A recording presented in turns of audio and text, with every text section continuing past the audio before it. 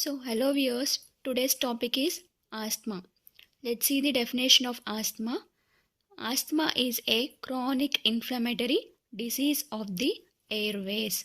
Means asthma is one of the respiratory tract infection, respiratory tract disease.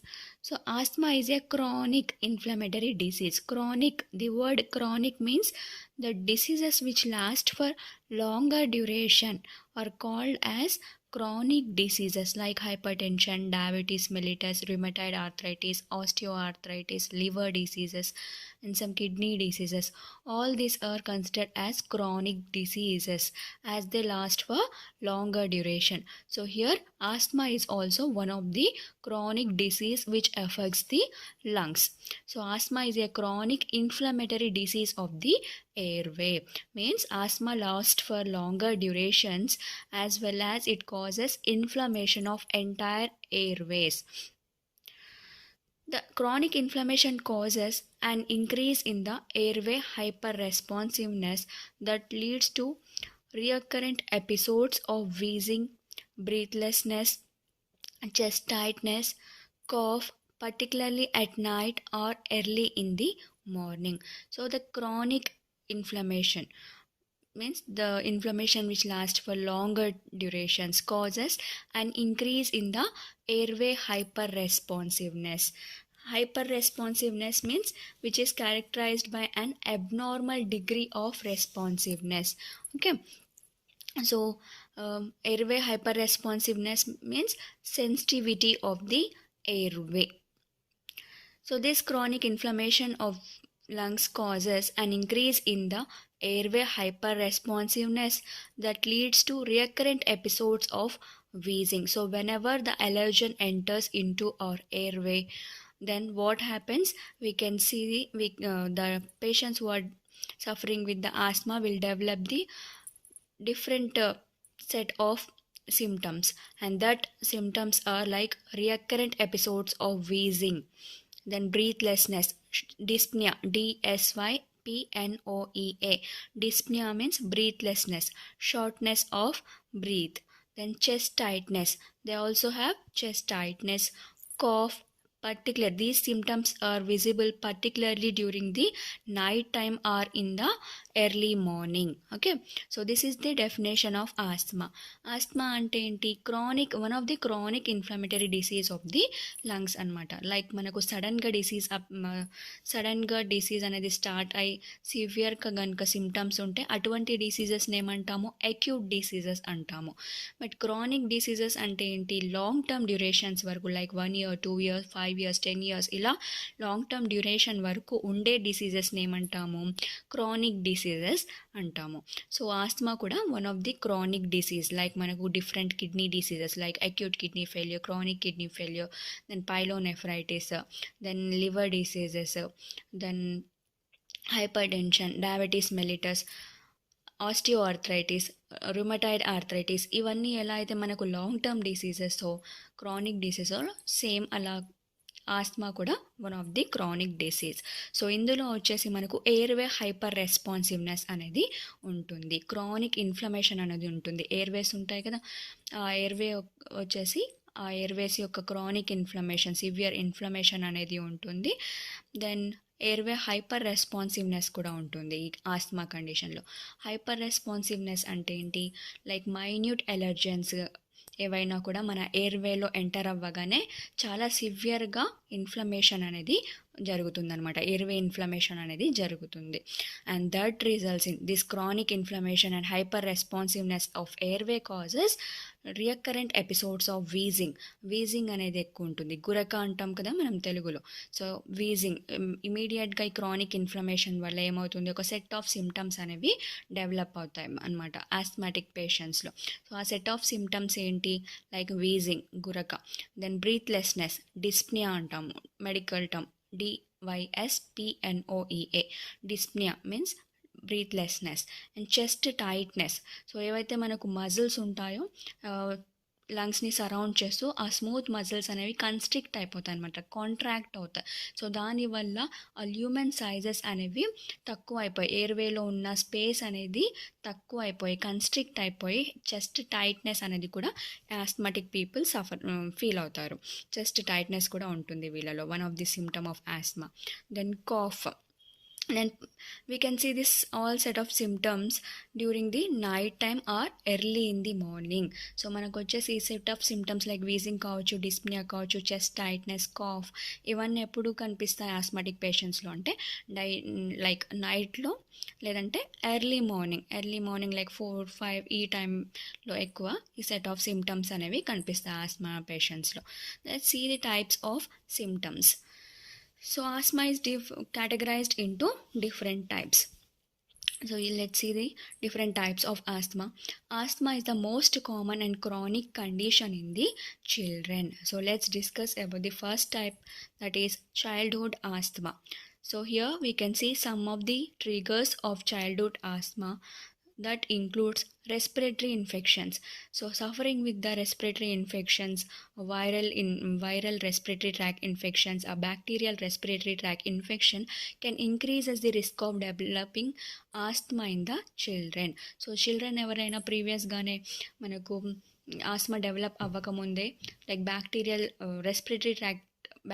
Respiratory tract ఇన్ఫెక్షన్స్తో కావచ్చు, viral respiratory tract ఇన్ఫెక్షన్స్తో కావచ్చు suffer అవుతుంటే, న్యూమోనియాతో కావచ్చు, లేదంటే respiratory సిన్సియేషియల్ virus ఇన్ఫెక్షన్తో suffer అవుతుంటే, అటువంటి పేషెంట్స్లో, అటువంటి చిల్డ్రన్లో మనకు ఆస్మా వచ్చే ఛాన్సెస్ అనేవి ఎక్కువగా ఉంటాయన్నమాట.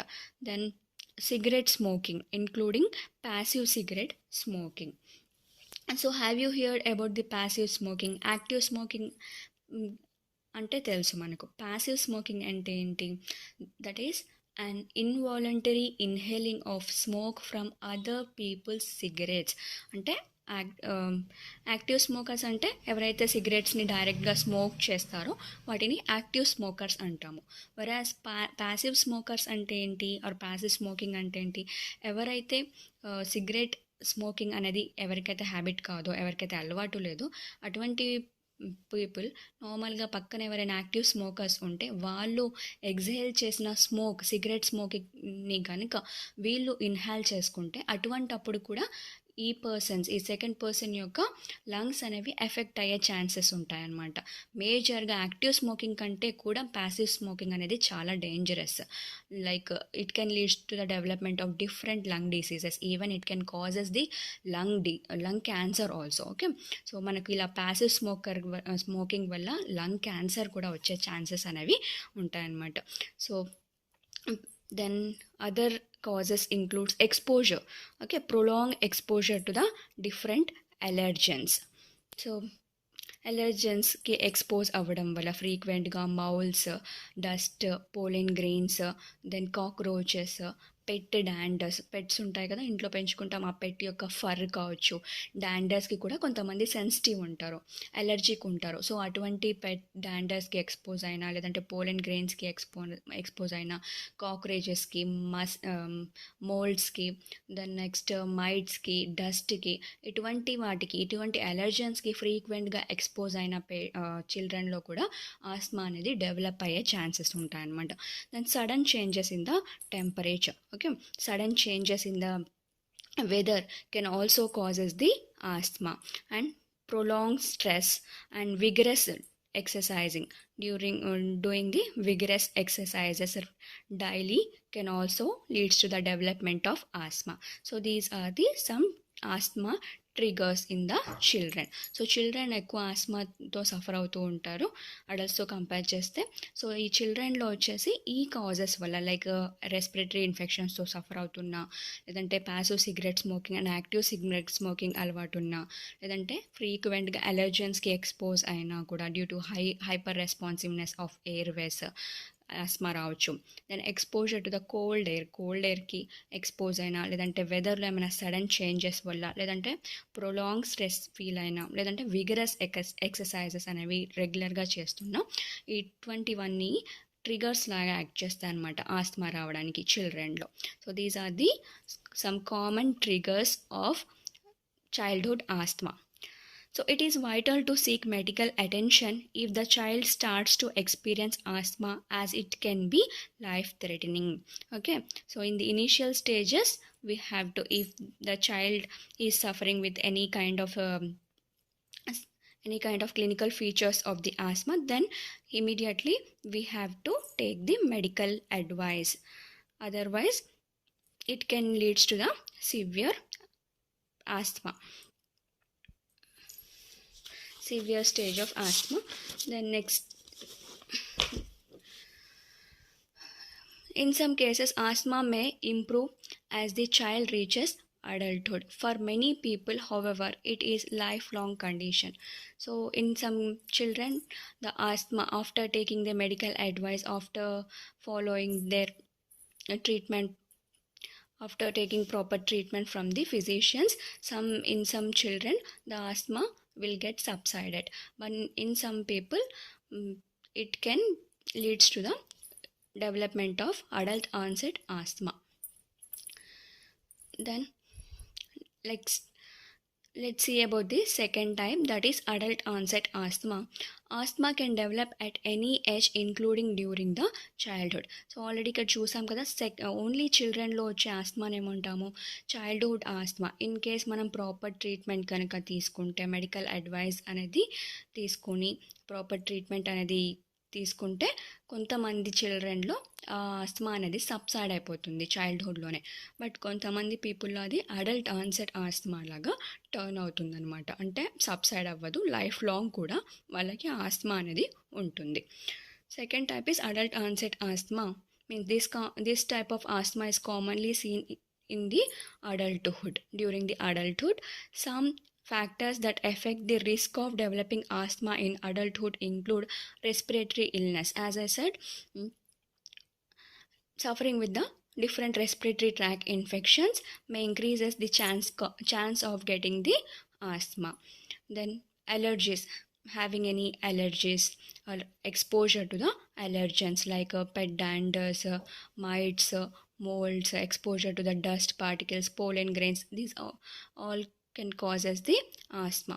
And obesity, being overweight, having the high percentage of LDL cholesterol, low density lipoprotein, and VLDL, very low density lipoprotein cholesterol, can increases the risk of getting asthma. Then prolonged stress, as well as passive smoking and active smoking, these are the some triggers of asthma in case of adults. Okay, so here ఇక్కడ కూడా మనం వచ్చేసి same అటువంటి causes చూడొచ్చు. చిల్డ్రన్లో ఏ causes వల్ల, ఏ triggers వల్ల మనకు ఆస్మా వస్తుందో, సేమ్ అడల్ట్స్లో కూడా అవే ట్రిగర్స్ వల్ల ఆస్మా వస్తుందన్నమాట. అడల్ట్ ఆన్సెట్ ఆస్మా అనేది కామన్గా లైక్ 30 years అబోవ్ ఉన్న పేషెంట్స్లో ఇది కామన్గా కనిపిస్తుందన్నమాట. సో ఇక్కడ కూడా ఏంటి, రిస్క్ ఫ్యాక్టర్స్ ఏంటి అంటే, రెస్పిరేటరీ ట్రాక్ ఇన్ఫెక్షన్స్తో సఫర్ అవుతున్న వాళ్ళలో ఎక్కువ, న్యూమోనియా కావచ్చు, లైక్ బ్యాక్టీరియల్ రెస్పిరేటరీ ట్రాక్ ఇన్ఫెక్షన్స్తో సఫర్ అవుతున్న వాళ్ళలో, దెన్ వైరల్ రెస్పిరేటరీ ట్రాక్ ఇన్ఫెక్షన్స్తో సఫర్ అవుతున్న వాళ్ళలో ఎక్కువ ఈ ఆస్మా వచ్చే ఛాన్సెస్ ఉంటాయి అన్నమాట.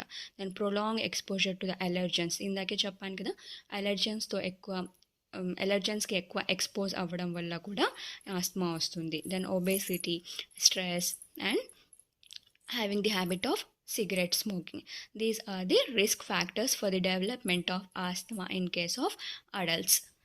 Then let's see the third type, that is occupational asthma.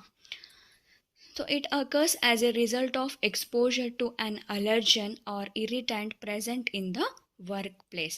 Occupational asthma అంటే ఏంటి, వర్క్ ప్లేస్లో కనుక ఏదైనా కెమికల్కి కావచ్చు, కలర్స్కి, పెయిన్స్కి ఎక్స్పోజ్ అవ్వడం వల్ల, అలర్జెన్స్కి, ఇరిటాన్స్కి ఎక్స్పోజ్ అవ్వడం వల్ల ఆస్మా అనేది వస్తుందన్నమాట. అంటే వర్క్ ప్లేస్లో, మనం వర్క్ చేస్తున్న ప్లేస్లో ఫ్రీక్వెంట్గా, మనం పర్సిస్టెంట్గా ప్రొలాంగ్ పీరియడ్స్ వరకు సేమ్ ఆ కెమికల్, పంజెంట్ కెమికల్కి కావచ్చు, లేదంటే ఇరిటాంట్ అలర్జెన్స్కి కనుక మనం ఎక్స్పోజ్ అయితే, అటువంటి కండిషన్స్లో కూడా ఆస్మా అనేది వస్తుంది. ఆ టైప్ ఆఫ్ ఆస్మాని ఏమంటున్నాం, occupational asthma. It occurs as a result of exposure to an allergen or irritant present in the workplace. So ఈ టైప్ ఆఫ్ ఆస్మా వచ్చేసి కామన్గా మనము కోల్ మైన్స్లో వర్క్ చేస్తున్న వాళ్ళలో కావచ్చు, లేదంటే ట్యాబ్లెట్స్, క్యాప్సిల్స్, దెన్ పెయిన్స్, ఇటువంటి మ్యానుఫ్యాక్చర్ చేసే కంపెనీస్లో, ఇండస్ట్రీస్లో కావచ్చు, వర్క్ చేసే పీపుల్లో కామన్గా ఈ ఆక్యుపేషనల్ ఆస్తమా అనేది వస్తుంది. ఎందుకు? వాళ్ళు ప్రొలాంగ్గా ఆ ఫ్యూమ్స్ కావచ్చు, అంటే ఇండస్ట్రీస్ నుంచి రిలీజ్ అయ్యే ఫ్యూమ్స్, గ్యాసెస్, దాని కెమికల్స్కి ఎక్కువ ఎక్స్పోజ్ అవుతూ ఉంటారు. డిటర్జెంట్స్, ఇటువంటి వాటికి ఎక్కువ ఎక్స్పోజ్ అవుతూ ఉంటారు. సో అటువంటి ఫ్యూమ్స్, గ్యాసెస్, కెమికల్స్ ఇన్హేల్ చేసినా కూడా దానివల్ల కూడా మనకు లంగ్స్ యొక్క స్ట్రక్చర్ అండ్ ఫంక్షనింగ్లో కూడా ఎఫెక్ట్ అనేది అవుతుంది. సో దానివల్ల ఆస్తమా అనేది వచ్చే ఛాన్సెస్ ఉంటాయి అన్నమాట. సో అలా డెవలప్ అయిన ఆస్తమాని ఏమంటున్నాం? Occupational asthma. Then another one is seasonal asthma. So this type of asthma occurs in response to allergens that are only at certain times of the year. For example, cold air in the winter or pollen in the summer may trigger symptoms of seasonal asthma. So seasonal asthma వచ్చేసి like సీజన్స్లోనే start అవుతుందన్నమాట, like winter సీజన్లో. So చాలామంది మనం కామన్గా చూడొచ్చు, asthmatic people రాగానే year long మొత్తం వాళ్ళు నార్మల్గానే ఉంటారు, నార్మల్ ఇండివిజువల్స్ లానే ఉంటారు, ఎటువంటి ఆస్మా సిమ్టమ్స్ అనేవి ఎగ్జిబిట్ చేయరు.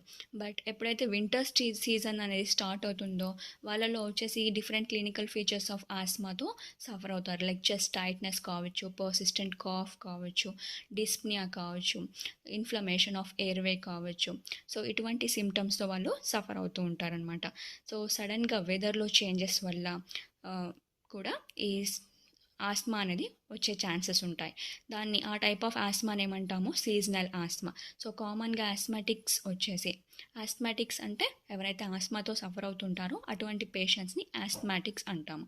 సో ఆస్మాటిక్స్ వచ్చేసి కామన్గా సీజనల్ చేంజెస్ వల్ల, లైక్ వింటర్లో ఎక్కువ సఫర్ అవుతారనమాట క్లినికల్ ఫీచర్స్ ఆఫ్ ఆస్మాతో. దెన్ సమ్మర్లో పోలెన్ గ్రెయిన్స్కి ఎక్కువగా ఎక్స్పోజ్ అవ్వడం వల్ల కూడా ఈ సీజనల్ ఆస్మా అనేది వాళ్ళలో కామన్గా అబ్జర్వ్ చేయొచ్చు. Then individuals living with seasonal asthma still have the condition for the rest of the year, but they usually do not experience the symptom. So ఈ సీజనల్ ఆస్మా ఉన్న పేషెంట్స్లో లైక్ అదర్ సీజన్స్లో వచ్చేసి ఆస్మా ఉండదా అంటే లేదు, టోటల్ ఇయర్ మొత్తం వాళ్ళకి asthma అనేది ఉంటుంది. బట్ ఈ వింటర్ సీజన్స్లో సడన్గా వెదర్ చేంజెస్ వల్ల, దెన్ సమ్మర్ సీజన్లో పోలెన్ గ్రెయిన్స్కి ఎక్కువ ఎక్స్పోజ్ అవ్వడం వల్ల, ఇటువంటి రీజన్స్ వల్ల వాళ్ళకి ఓన్లీ పర్టిక్యులర్ సీజన్ అప్పుడు మాత్రమే ఈ సిమ్టమ్స్ అనేవి ఎగ్జిబిట్ చేస్తారు. Okay, so this is all about the different types of asthma. In the next class, we will discuss about the clinical features as well as pathophysiology of the asthma. Okay, so if you like my lecture, don't forget to subscribe, like and share my channel. Thank you.